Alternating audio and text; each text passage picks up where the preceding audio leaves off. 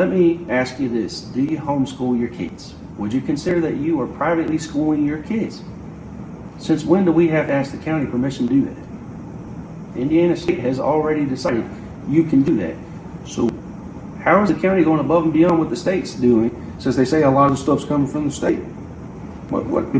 I don't understand. That falls back to definitions. If you guys aren't saying that this impacts homeschoolers, then you need to be more clear about that in your definition area in the back of the page. I'm just saying. Well, with the same hypocrisy there, a couple things that are in that section as well that really annoyed me were you have church, and then they don't give you the legal definition, which I said before. Then you have down below there, it's like other similar religious services. Yep, similar religious, civic, and social uses not listed. You got to ask permission. Yeah. So, but no definition for that. And also, if you'll notice, they have all these over here on the right-hand columns, and Chase can show you.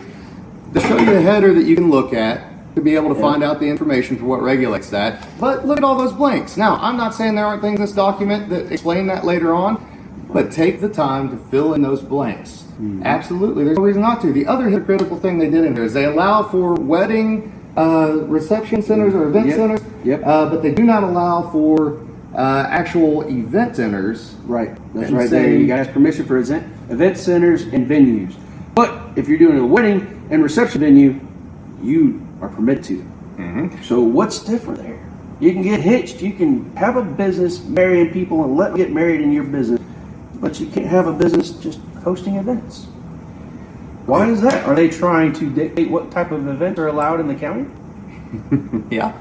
Well, I don't know. Here's some goofiness in there as well. So they list breweries and wineries and taverns. They don't list distilleries, which that's fine, whatever. We sort of presume that it's all on the same sort of category. But under agricultural, they are an S. Meanwhile, under recreational, they are I'm sorry, yes, they're an S. Under agricultural recreational, they are a P.